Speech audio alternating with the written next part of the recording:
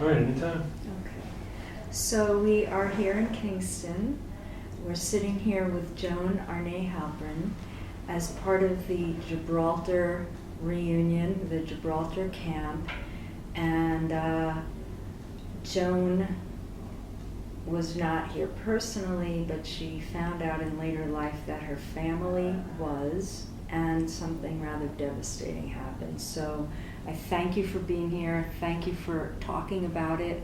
And I want to ask you, what does it feel like to be here with other people who have a Gibraltar camp, either direct experience or are descendants of?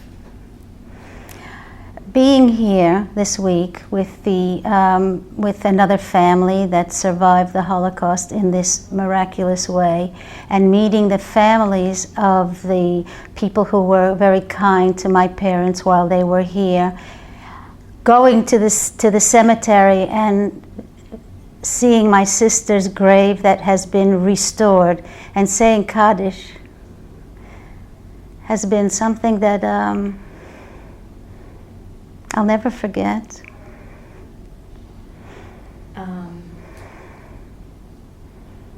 Did you feel that you are keeping her memory alive, and here you have the support of the Jamaican community and any of us who are part of this group saying Kaddish, supporting you as a minion?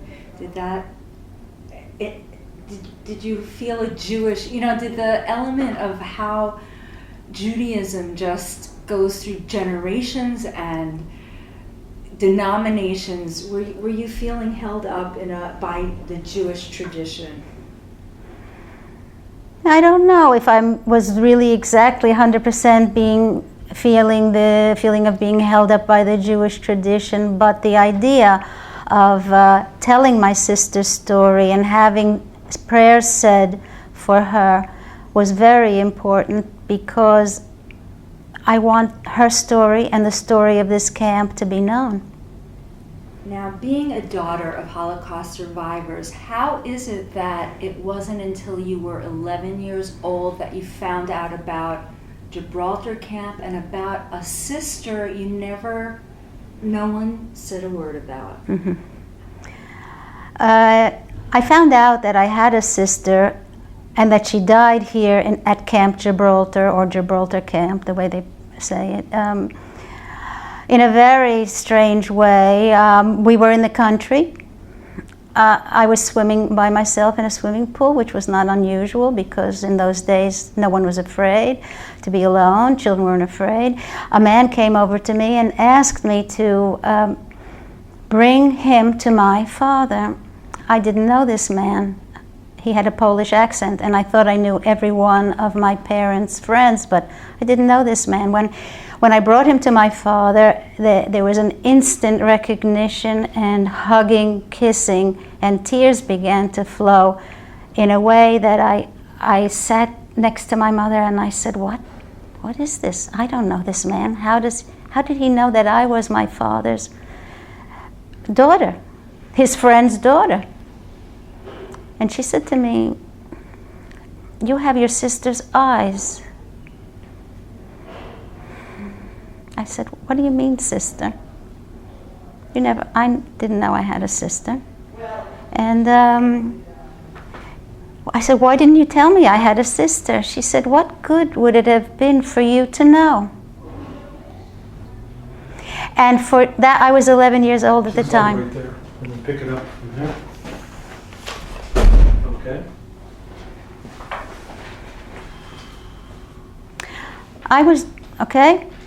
I was 11 years old at the time, and my mother was, I don't really know because the math, she was born in 1911. Until 1997, she would not tell me anything about my sister. In 1997, I interviewed my aunt. She spoke a little bit about how my sister died. And then after I started researching it through the internet, I found out about how my parents went to Jamaica, Gibraltar, and all of those things. And I had the manifest from the Serpa Pinto, and I started looking for names that I might recognize, and I found 2 people who were children at the time, 4 and 6, and I found that man, I talked to him, I talked to his sister, and they told me they lived in Hut 62 next door to my mother. When they came home from the synagogue, from the cemetery, my mother went into the room, shut the window, and didn't come out for a year. I said, how is that possible?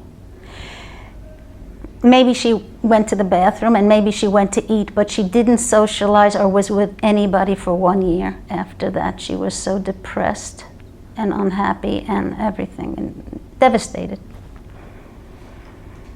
So I didn't find out anything from her, only from these other witnesses. Had your mother or father ever talked about their Holocaust experience prior to Gibraltar camp, like their escape from? Yes. They spoke of. My parents spoke. My parents spoke of 6 weeks on the road, on the crowded road with all the other refugees, always one step ahead of the bombs. And when you read other testimonies, they all say one step ahead of the bombs. Finally arriving in Bordeaux, which was massively crowded with people and cars stopped all over the place, and going to the Portuguese consulate and receiving a visa to go to Portugal, being in Portugal for 20 months.